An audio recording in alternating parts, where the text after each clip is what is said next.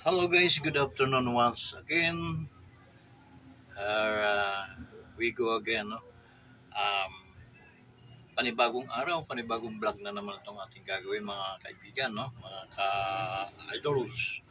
Okay, shout out sa inyong lahat sa ating mga shout out muna natin yung ating mga OFWs. They are scattered around the world, no? Um, Shout out sa inyo guys, kung saan man kayo naroon ngayon, no? um, sa mga lumipas na bagong taon. Hoping na mag-enjoy kayo at nasa magandang kalagayan kayo ngayon. And then, ang ating naway dalangin na kayo ay palaging pagpapalain ng ating Panginoon. Okay?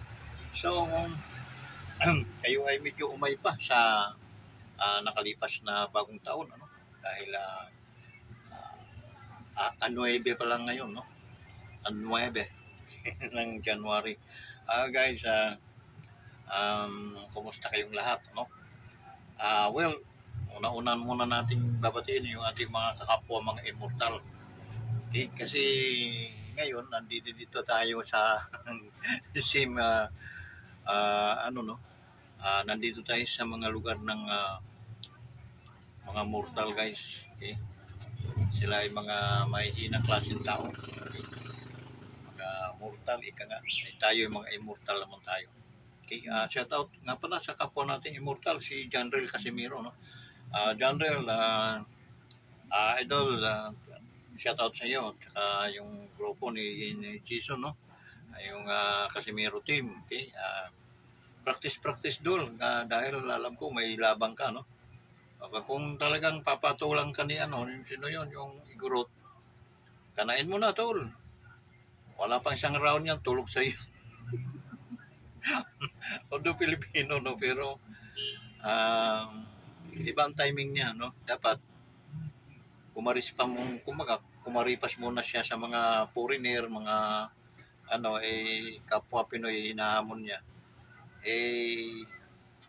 Ikaw pa ang napili niyang hamonin, tol, na guys, na ang dami mo nang pinatunayan, no. So kung talagang wag ka nang magtira ng kaunting awa doon.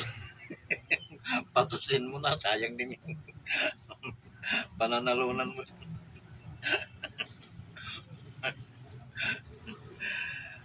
Ano ba yun, no? Kahit magpatama ka doon, hindi ka paano, pero isang suntok mo naman ay talagang istar ang abutin noon.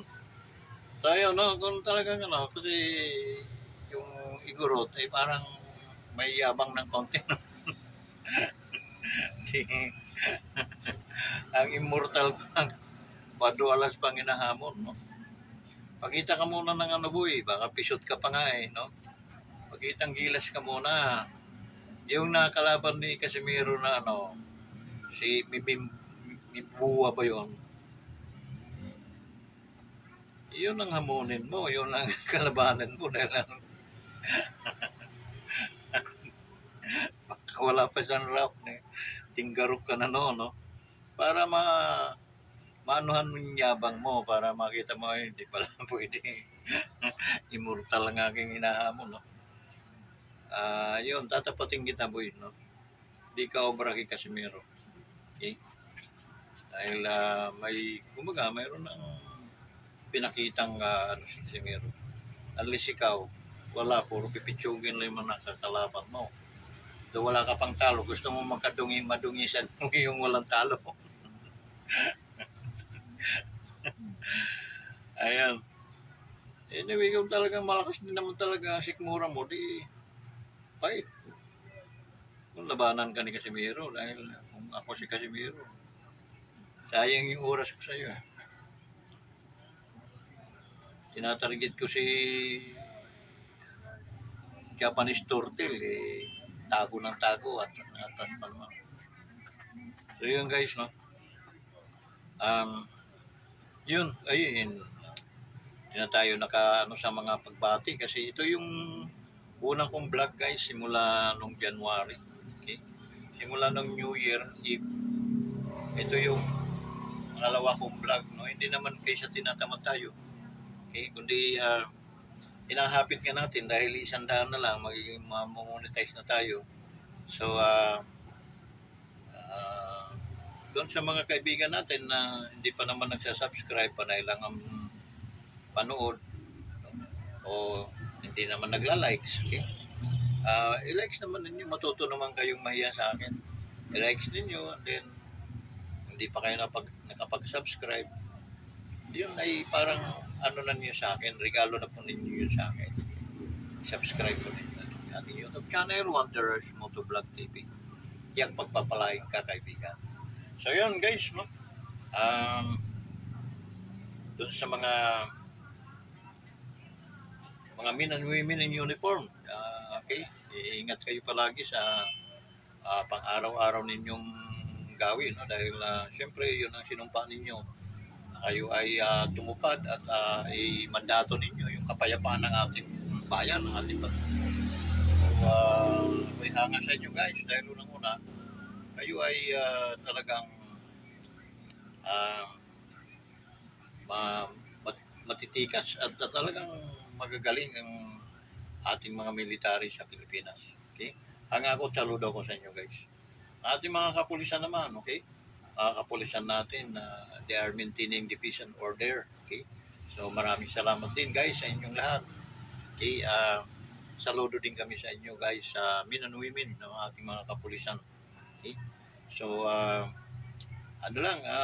tuloy-tuloy lang tayo guys, no? Na ang inyong mga tungkulin na sinumpaan sa bayang ito, na kayo ay mananatiling mapayapa at i-maintain nyo yung peace and order ng ating bayan. Okay? Although medyo tagilid tayo sa ating mga namumuno ngayon, ano? Medyo may mga angas-angas katulad ng nangyari sa inauguration. Mag-i-inaugurate si Donald Trump, no? Hindi invited yung presidente ng Pilipinas. Nakakahiya, no? Kasi mas hanga pa si ang presidente ngayon ng Amerika, mas hanga pa kay Duterte. Walang nabudol nga tayo, no? Nabudol talaga tayo dyan sa ungas na yan. Siyempre, wala nga, tama nga mga sinasabi ng mga matatanda, no? Yung sabi ng mga magulang ko noon, walang pagsisising na sa unahan, palaging nasa likuran, no? At tinangkilig natin itong animal na Marcos na to, pero tingnan mo naman, puro ayudan dating. Sasadsarin nilang pera ng Pilipinas saka ayuda. Na tapos andan yung mga pangalan nila, andan yung mga mukha nilang mga makakapalang mukha, no, na nandiyan nagano. Hindi naman nila mga pera yon. Guys, tanggapin niyo kung anong mga ibibigay ng mga animal na yan, no? Tanggapin niyo dahil pera din niyo yan. Galing din yun sa buhis ng mga tinugas lang ng mga tarantadong yan para ipamigay sa inyo. Okay? Tanggapin niyo, tanggapin. Wala kayong magiging utang na loob sa kanila. May sinabing ibuto nila, litsi kayo. Hindi na kayo namin ibubuto. Matuto na po tayo guys, mga Pilipino. Pinagtatawanan na tayo sa ibang bansa. Tayo na mga tanga daw tayo. Bakit? At ibinubuto daw natin, puro mga butod, puro mga magnanakaw, puro mga mandurugas. Okay? Kaya anong nangyayari sa Pilipinas? Noong kapanahon na ni Marcos, ako'y elementary hanggang high school, ano? We are number 2 from Japan. Sa totoo lang. Yung pinakamalakas na bansa noon. Although ang Japan, uungasan na dapat natin yun. Alam mo bakit? Katatapos lang nila sa gera. Tinatalo sila ng gera. Natural. Mahina sila. No? Dahil nagbabayad sila sa kanilang mga napuresyo. Kanilang mga na pinsala. Ika nga. So, yung guys, ang ano noon is from Japan, Philippines. Okay? That's the reason why na napakaraming mga bansang nanginginig ang kanilang mga kalaman-lamanan sa atin. Bakit? We are a powerful nation before. Okay? And how come na dumating na itong mga presidente, mga pinuno ng Pilipinas, puro mga simplang mga style. Ayun, tayo ngayon yung pinakahuli tayong mga bansa at tayo pinagtatawanan na ng ibang bansa natin dahil ang Vietnam, bigla silang umunlad, umusbong, ano? Dahil alam nyo ang sikreto ng Vietnam, guys, ganito. Hindi sila nagpapakandidato, lalo na pag ang tatakbuhan ay presidente, nang walang aral. Kailangan tapos sa pag-aaral, and then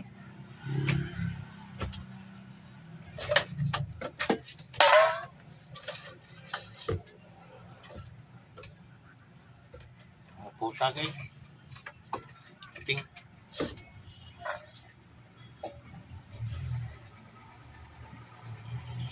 na hindi tapos, hindi katulad ng Pilipinas, kahit kriminal, no, ay nananalo pa rin. Okay? Ibinubuto pa rin ang tao. Ganun katanga mga Pilipino. Totoo lang. Kahit ako'y Pilipino, isa rin ako sa manananga sa Pilipino. Dahil, bakit? Ay ganyan po nangyayari sa atin eh. Bigyan ka lang ng 100, 500, 5 kilong bigas. Okay na. Bahala na bukas. Okay? So, ganun tayo ka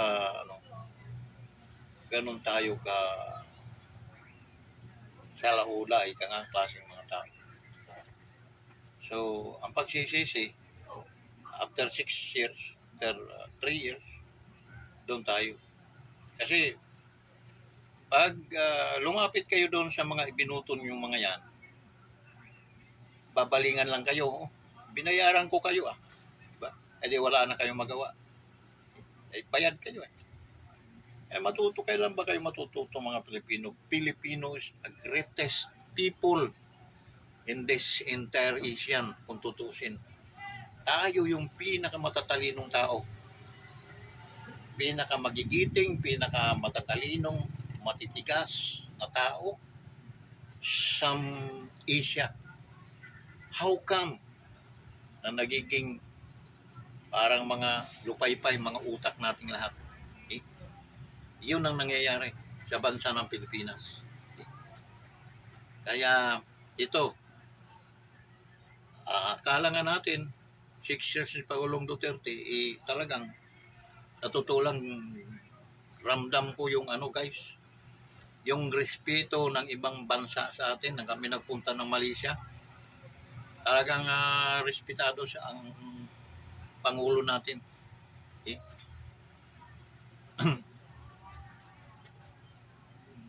Indonesia, ganun din. Okay? Lalo na pagdating sa Taiwan. Okay? Makikita mo palagi ng papuri nila sa your president is very brilliant. Your president is strong. Okay? Thank you, sir. Thank you so much for ganun sa pag-appreciate niyo sa aming presidente. Yun. Kasi nung mga last year, mga back 10 years ago, talagang ako, yung nag-ikot kami ni Mrs. sa Asia, no? Nag-ikot kami. Malaysia, Macau, Indonesia, Singapore, Hong Kong, Vietnam, Taiwan, no? Inikot namin yun. Mura lang naman ang mura lang ang nagagastos namin, 30, ganun. Mga 3 days, 4 days ka, ganun. So, naisipan namin mag-tour, no? Kaya naikot na namin lahat yung mga bansa na yan. Then, yun. Today, in this present, together with your president, binoto namin itong presidenting ito dahil akala ko tigasin katulad ng tatay niya. Okay? Wala pala Walang bayag. ang nag-ooperate sa Pilipinas, yung kanyang asawa or yung kanyang pinsan, puro mga mandurugas. Okay? Ayun ang ano kasi, ako'y taga-Tacloban. No? So, until now, today, dahil ang umahawak doon ay mga Romualdez din, kapatid nitong o pinsan siguro nitong inyong speaker, no? Eh wala po talagang unlad improvement ang Tacloban. They are still yung lower class cities, no? So parang third class pa rin sila, no? Walang pag-usbong because of what? Siyempre corruption. Yun, unless doon sa sinabi ko sa mga vlog ko nung araw na unless hindi natin pag lilipulin tong mga mandurugas na to, no? Hindi po talaga unlad ang Pilipinas. Mayroong isang matalinong tao na nakausap ko. If there is no civil war in the Philippines, there is no improvement of the Philippines. So, civil war ang para tama nga naman kasi mahirap kontra mayayaman ay yari yon, no? Parang nangyari sa ibang bansa na nangaagaw na ng armas ng mga militante sa pinagbibitin nila pati warik yung mga Happy New Year. Ay, Happy New Year. Oo. Saan si Nasa San Pablo. Nagliwasan ng San Pablo. Oo, nagano ng BIR. Kasi kaso. Malaking. Sana bago siya umuwi, bili siya ng Hindi, dadanan nagkaroon lang yun. Nagkaroon ng kanya. Bibili ng pinya yun. Oo. Sabi ko, bumili kang pinya mga Kasi mag-weekend, Sabado, Linggo. 100 piraso. Saan ko na may kakarga? Itali mo, tapos 5 piraso, okay na yun. Walang may pinya dito. Oo nga. Sa Kalawan. Diyan sa Rizal, marami dyan. Sa Rizal? Oo, dyan. Dito. Oo. Pag kami, nagmumotor. Okay. Dapat na, kailangan na. Yeah, ingat ma'am. Si Angie, yung owner ng store na ito. Yan. Kasi itong store na ito, may mga may-ari to, art, upahan mo na lang. O, pinaupahan nila. Yung medyo nagsawa na ba? So yun. Balik tayo guys sa ating topic. No? Talagang maiinis ka bilang tao. May free will tayo, no? May karapatan tayo magsalita ayon sa ating kung ano man nasa puso natin, no? Pero yun nga ang problema kasi meron tayong batas na ganun. Pero hindi tayo nasisira in reality, no? Sa reality, kitang-kita po naman talaga eh. Tingnan mo yung mga sistema nila na mga palo. Akala nila hindi tayo, yung mga tanga na lang talaga ang mga Pilipino. Yung mga project na dapat lagyan ng pundo, hindi nila pinupunduhan. Ano yung katunayan PhilHealth. Siniro nila, wala po talagang pundong PhilHealth ngayon. Hindi nila binigyan ng pundo ang PhilHealth. Na napaka-importante yan sa mamamayang Pilipino. Okay. Dahil 70% ang mahirap dito sa atin, 30% lang yung mayayaman. So, umaasa yung 70% sa PhilHealth.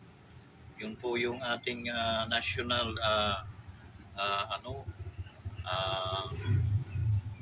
natulong pag halimbawa tayo ay may karamdaman, may sakit, magpapacheck up, magpapa-hospital. PhilHealth po ang madami na po namin nagagamit yung PhilHealth kasi tulad ako na-operahan na natin. Halos si Mrs. 3 times na na-opera yan. No?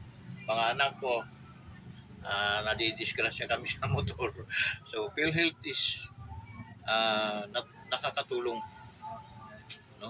And then itong taon na to 2025 zero budget. Wala po sila talagang hindi sila binadgetan. Okay? So Kung ikaw ay presidente, tama ba yun? Gawin mo yun. Diba hindi? So, hindi ka nag-iisip o wala ka talagang isip. So, yun. Ganun lang, kasimple, no? Hindi ka nag-iisip o wala ka talagang isip. Ganun lang ka, ano. So, yun, guys. And then, ano pa? In fact, ang mga military natin, yung mga retired general natin, they're planning to, nananiming na lang sila, no? To conquer the palace para at least mapalitan na itong pamuno na ito. Dahil talagang sinisip-sip tayo ng husto hanggang sa bibitawan nila ito ng talagang pigang-piga. Okay? Imagine mo ipamigay sa tupa at mga kung ano ng mga ayuda. Okay? Maraming ayuda eh. Kalimutan ko na yung ibang mga ayuda. Sinisingit nila yun na wala naman doon sa plano. Kaya nga, hindi siya panaginip, wala. Pero makikita mo, nakasingit, puro singit. Kasi pag lumusot kasi yan, malaking pera yan, dugasin po nila yon. Bakit? May budget po para sa mga mahihirap, sabi natin 10,000. Alam mo, nakakarating sa mahihirap, 2,000 lang. Pag kumbaga, papalakulin pa yun ng barangay, 1,000 na lang ang mapupunta sa mahihirap. Bakit? Wala na, kinurap na. Malalaman ba natin yun na kinurap? Ang akala nga nila, hindi natin malalaman. Okay? Tingnan mo yung mga pag-release nila dyan, ng mga ano. Okay? Pangako, 5,000. Nakaka-receive ng mga tumatanggap, 2,000. Asa na 3,000? Kinurap na. Okay? At saka, madali yun ito, 10 milyon, bibigay ko. Billion po ang halaga ng mga budget dyan sa mga ayuda. Okay? So, mga puno-puno ang bulsa, tingnan mo. Si Atras Abante, mayroon siyang relo na almost 5 million. Okay, ang halaga. Rolex, 5 million. Saan mong kukuha ng pambili yung gagong yun? No? Meron siyang sasakyan na bulletproof, almost 18 million. Paano makakabili yung animal na yun? Kahit imbestigahan natin yung buhay ng tarantadong yun, hindi kayang bumili ng mga ganong kamamahaling mga bagay. Okay? Dahil ang sweldo ng congressman is 100,000 to 200,000 per month. So magkano lang yung makukuha nila sa loob ng 3 taon. 3 taon lang naman ang kanilang O paano nagkaroon ng mga ganyan yun? At ikaw, kung ikaw may pera, bibili ka ba naman ng ganyang kamamahal? Natural hindi. Baka bumili lang ako, tagbibintihin. Okay? Mga 10,000, 5,000, mga ganun lang. Sasakyan, mga 1.5 to. Hindi na magbibili ng sasakyan, 28 million. Okay? Built na built lang. Million ng mga halaga. Relo, 5 million. Dahil hindi nga nila pera yan, mga dinugas ng mga tarantadong yan, yun ang nangyayari. Okay? Saan galing yung pera? Galing yan sa pawis.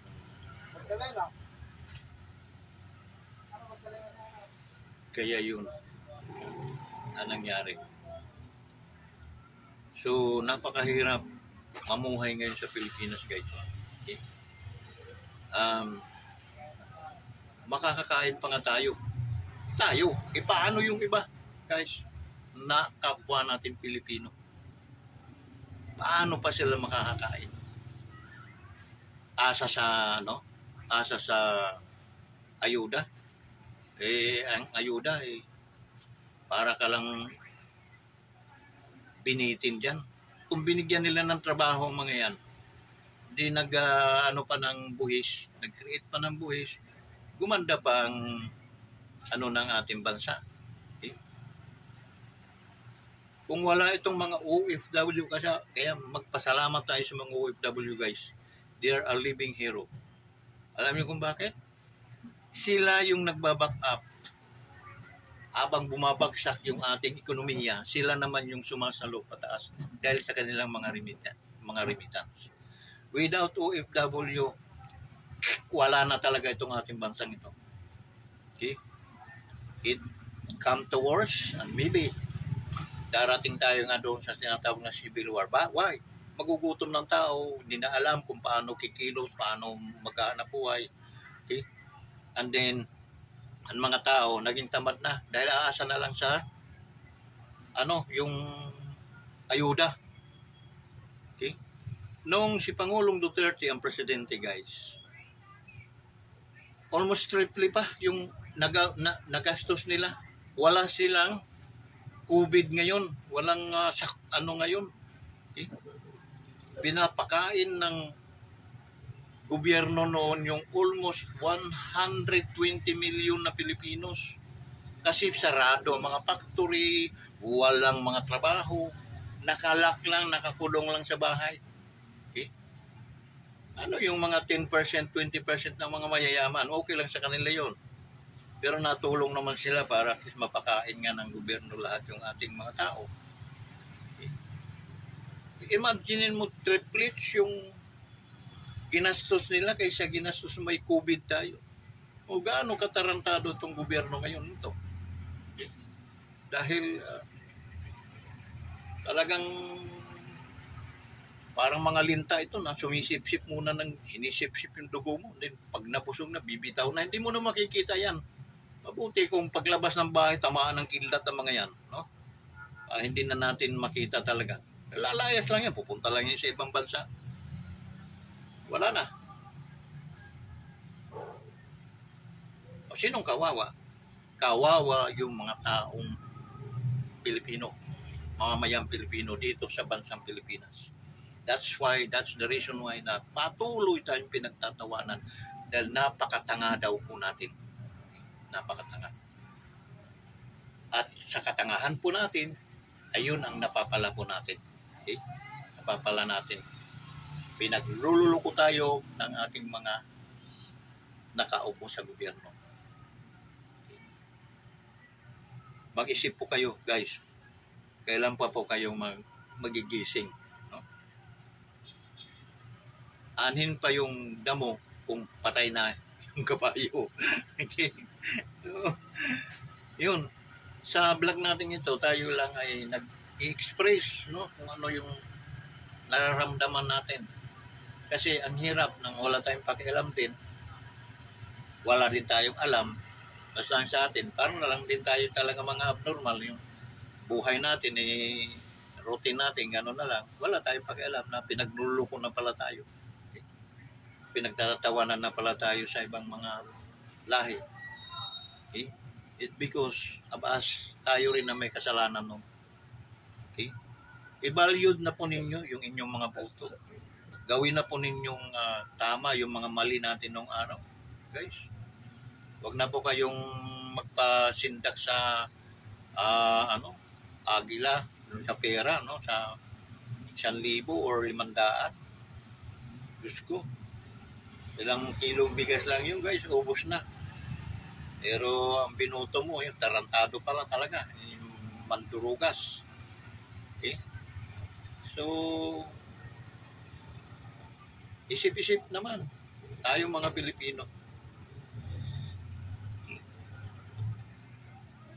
So, guys, maraming salamat sa araw na to.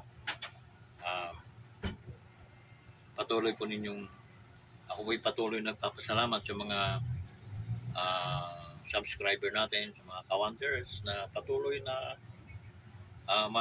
guys, pag nakikita niyo yung mga videos ko sa inyong mga wall, kindly paki-likes po ninyo, guys. Okay?